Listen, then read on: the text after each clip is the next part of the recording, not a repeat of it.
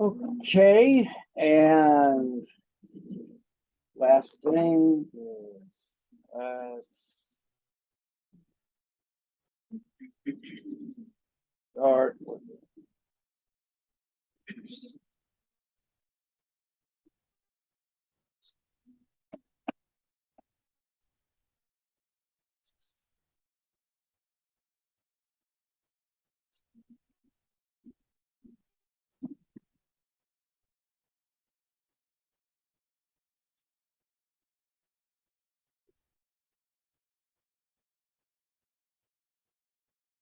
okay. Make or buy.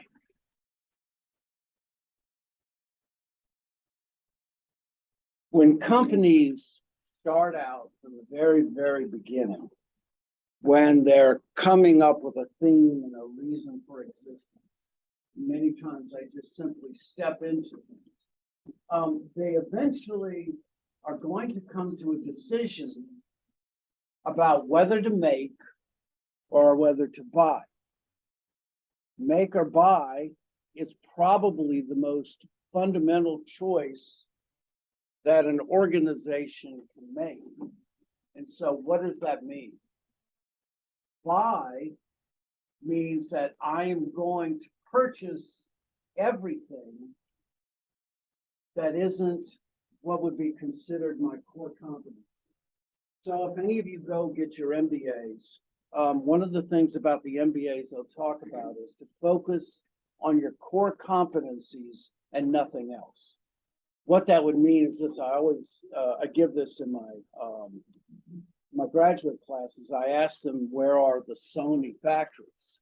And somebody will say Indonesia, somebody will say China, and the answer is actually that Nike. Excuse me, I meant Nike. Forgive me.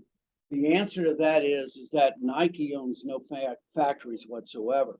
Nike's core competency is in shoe design and in clothing, sports clothing design, and that's it. If you go to Oregon, where their campus is, you'll find that Nike is there. That it's really just design areas. It's a big campus, but there aren't really any factories there. Why? Because Nike, whenever they want to do a production run, they will go out and ask factories to bid for their particular shoe. And one of the things also that Nike will do is, let's say they run 100,000 shoes. In order to get a break, what Nike will allow the factories to do is run an additional 5,000 or 10,000 shoes without the Nike logo to sell to other intermediaries. And so it's very possible that Walmart actually has a Nike shoe, but it doesn't have the Nike swoosh. And that's the only difference between the two of them. And so that is an example of Nike, a large corporation, making the buy position. Other corporations consider what they do to be so important that in order for the consumers to get the maximum benefit, the organizations themselves must control everything from beginning to end. And that's what vertical integration is. Vertical integration is when one organization does all of the work: production, sales, inventory, credit. As far as the consumer is concerned, it is a single organization from beginning to end. And so an example of forward or downstream integration is when a manufacturer will integrate the distribution function of their particular good because they feel that without sufficient installation and support, that their goods suffer. Backward or upstream integration is when a distributor or a retailer will produce their own branded source of product, such as Sam's Choice and Walmart. It's not an easy decision. It is not one that's taken flippantly. The rule of thumb is that when you're making this choice, You start from the buy position. You start from the buy position, and you must justify why you go to the make position, all right? The vast majority of what companies do is they outsource, and that's when an organization decides to buy the services from a third party. Even Walmart, in their way, as much as they control it, of course, outsources to corporations like Maersk to do the international shipping. And so this is what vertical integration is when, as far as the consumer is concerned, one organization takes care of everything from the bottom of the channels all the way to the top. So this is kind of an example of what it would look like. In a horizontal structure, in a traditional structure, you in essence would have these channel members, in essence, in a silo. Each one of them would be separate, interdependent agencies. They have their own reasons for existence. They have their own channel functions and setup. And this is what a horizontal structure is. A vertical structure is when one single organization, from manufacturer to consumer, does everything. Of course, not the consumer, even though the consumer is in the channel, they perform channel functions. But as far as the vertical structure is in vertical integration, it's one organization all the way to the consumer. One of the things that you hope to do is try to find a structured way to analyze the make or buy issues, especially when those issues are extremely important to survival and success. So the make or buy decision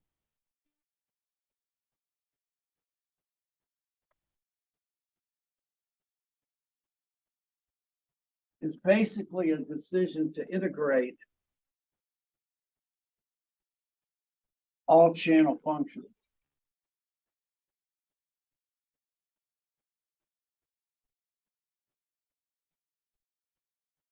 And as I said before, it is not a decision to be made lightly, because as we talked about before, channels is the most difficult of all of the 4 Ps in which to make changes to. It is difficult to reverse. It entails commitments that are very difficult to redeploy. When you make these choices, the choices are there and they cannot be moved. Or let's just say they can't be moved, and that's different. Just remember, in a vertical integration, one group does all the work. Now, it's important to understand that the choices are not always binary, make, buy. There's a lot of green in between, a lot of gray area that gets there. And so even though in a vertical integration, one organization does all the work, many times there is what's considered a relational governance in which the organizations in the middle of there imply some kind of compromise where each organization generally knows where they leave off and the other company comes on. There's a general understanding of how the work gets done. There is an understanding of the costs that are involved. You and that third party will share in the cost and the benefits. And in this relational governance, this quasi-vertical integration, more than one organization acts as one organization. And that horizontal or integration is actually much deeper. So in the classic marketing contracting, the third party does everything. It's horizontal. They use their people, their money, their risk, their responsibility, and then ultimately the operation is their gain or their loss. And that's horizontal. In a vertical organization, you do everything. It's your people, your money, your risk, your responsibility, and your control, your gain, and your loss. In that murky middle, in a relational governance environment, there is the mutual cooperation that creates that kind of vertical integration in which everybody gets along. Just remember the difficulty if I'm an upstream partner and I decide to vertically integrate downward is you have difficulty in being able to ensure fairness, or let's just say assure fairness. If I'm a player in the channel environment, then the implications are from the very beginning that I've lost the idea of fairness in my judgment because I'm a player as well.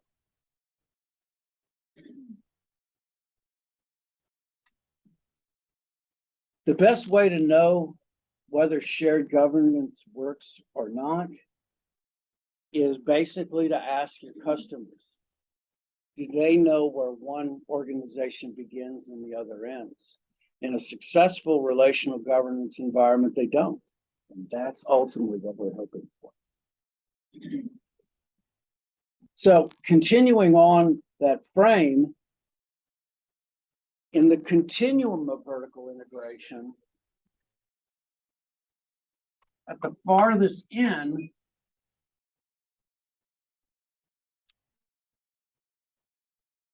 is the buy.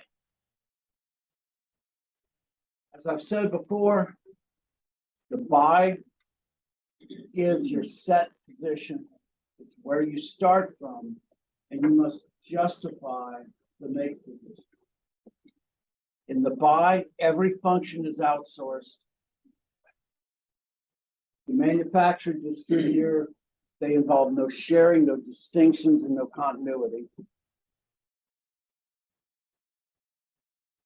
In a relational government, there's a compromise in which the channels have some properties of being owned and independent. It requires a very close and committed relationship to be successful. Now, there's also mixes back and forth between them as well. So Apple has decided that they will allow their iPads and their iPhones to be sold through organizations such as Walmart. However, the MacBook Pros and the higher level of equipment is either sold through universities or they're sold through Apple stores. And those goods tend to be considered to be vertically integrated from beginning to end.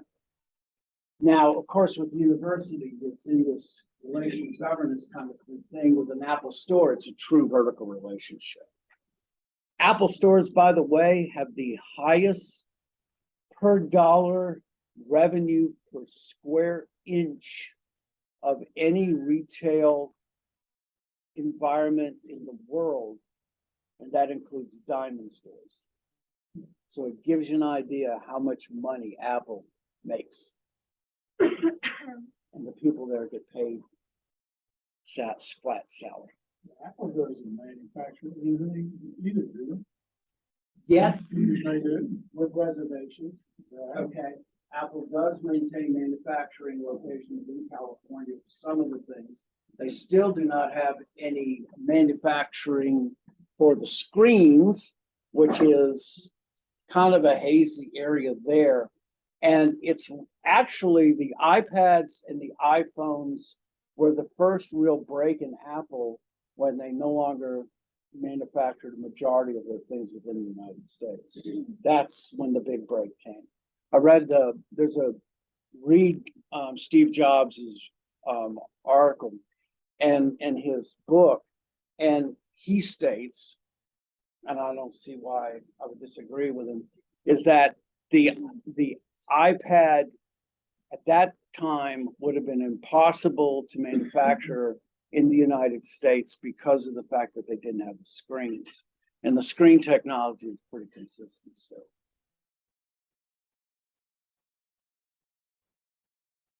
And then, of course, the vertical integration. If we look at the channel functions, whether we're talking classical marketing horizontally, quasi-vertical integration, or true vertical integration, we find different players in the environment. So in a classical marketing horizontally, the selling is done by manufacturers' representatives. The manufacturers' representatives are specialists who may have more than one manufacturer as to who they represent. In the wholesale distribution, there's an independent wholesaler who sells to the retailers, and the retailers tend to be independent or third party, probably very few of them into franchise mode. In a quasi-vertical integration, you have a sales agency that takes care of those organizations when they're selling together. Usually in a wholesale distribution, you have what's known as a joint venture. And a joint venture is when employees of the manufacturers and the employees of the wholesalers come together and create a third organization of salespeople. And they together help sales. And then in a retail distribution, you're looking at it as a franchise store. We'll talk about franchises in chapter 7, I believe. In a true vertical integration where you own everything, you start out with a producer sales force, you have distributors that are arms of the producers, and then finally you have a company store. You have lots of mixes in here as well, of course. If you're looking at any of the furniture manufacturers such as Broyhill, it's not uncommon for them to have factory stores. That's called dual distribution. We'll talk about that later, where you have a mix of traditional horizontal and a vertical integration as well. Usually vertical integration like this or dual distribution works, especially if the manufacturer has very big shoulders. They carry and have enormous power. Example would be Coke. Coke can pretty much set their own rules, and whoever wants to distribute Coke is fine, and whoever doesn't is fine with them. Interesting thing was in 2011, Coke told Walmart that they were no longer going to stock the shelves. So Coke people stocked the shelves in Walmart. And Coke said, we're not going to do this anymore. And Walmart said, we don't have to sell Coke. And they said, hold on, let me get the CEO on the phone. And then they said, oh, no. One of those classic examples of how power played itself out. So what are the benefits of whether you make or whether you buy? Well, in the make or buy decision, if it's a vertically integrated, the manufacturer assumes all the distribution costs. And it sounds like a very simple thing if you're a manufacturer, but many times, the cost and the risk are underestimated. It doesn't take much to see what would happen if a Panamax vessel got stuck in not in the Panama Canal, but of course in the Suez Canal, and I'll show that as an example later. The cost and risk many times are underestimated when you're choosing to make decisions. However, you have control. And control can be very beneficial if the managers wish to exploit them to improve and control the operation. So IBM, I talked about them as moving from a hardware manufacturer over their lifetime to eventually where they are now, where they are the number 3 software manufacturer in the world. By the way, for many years, IBM was the number 1 software manufacturer, even over Microsoft, but their software tends to be sold to middle to upper level organizations that are running mainframe systems and those kind of things. IBM decided in 2009, 2010 to take away their value-added resellers and vertically integrate from beginning to end, because IBM saw that controlling things from beginning to end was beneficial for them. It created a better overall user experience, and that's why they vertically integrated. The costs are that we sometimes assume that they are that they are lower than they actually are. The benefits is an increased control over our assets and the consumer satisfaction. So this is the example that they use. So I talked about General Electric. If you notice, capital equipment manufacturers that they moved into downstream operations, they found that manufacturing as a business opportunity for IBM was fading away because of the enormous numbers of computer manufacturers out there.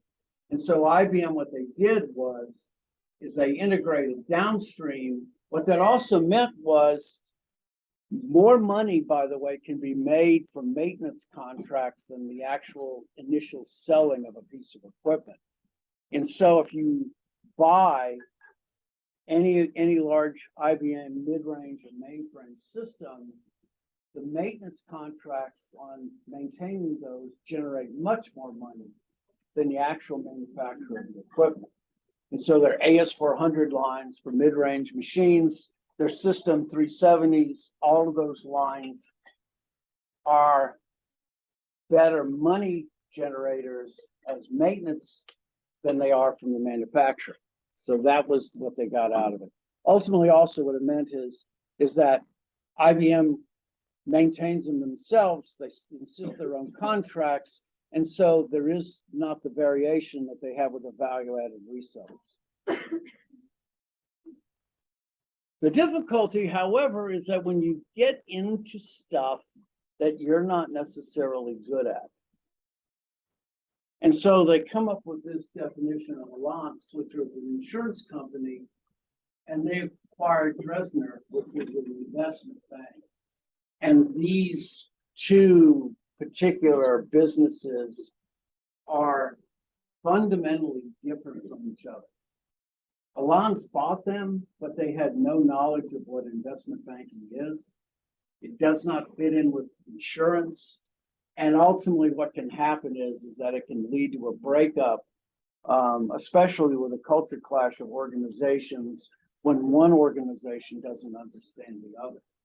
They also talk about Monicum, which is a French manufacturer for knitwear. They had a growth strategy. We're looking to go into full line clothing, but their customers failed to understand the distinctions in their product lines. And what they found is just consumers wanted the least expensive good. Here's the difficulty in getting into or getting into businesses that you're not entirely comfortable with. There are nightmare discussions of when organizations merge together and they have different corporate cultures. The most recent one, in not the best way, has been, of course, Amazon and Whole Foods. Totally different cultures. If you look back before that, AOL, when there was such a thing merging with Time Warner, and there has never been a bigger culture clash than those two organizations. And so basically what it comes down to is that it's harder than it looks, and it isn't always easy, so you don't always do it, all right? The greatest cost to the make or buy decision is personnel.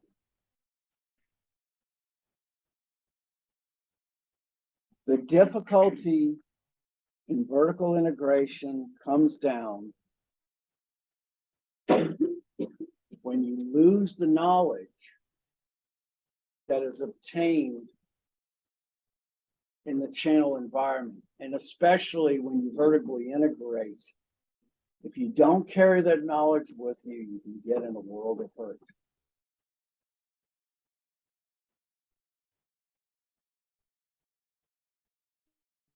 That's what happened to GE. Oh, yeah. They just bought where they wanted to buy. Right. Just about went out of business. Ford had that difficulty as well. When Ford bought International Harvester and they bought, Jaguar, and two or three other organizations. When Alan Mulally took over in 2005, he found so many different body types and so different organizational structures that the first thing he had to do was essentially clean house. So there were 35 different body frames in Ford. You want to guess? Well, you don't have to guess, but there were 29 different radiators that were used in Ford vehicles. Do you know how many radiators Toyota has? One, exactly. And so that's an example of trying to take over organizations that don't necessarily fit in your market.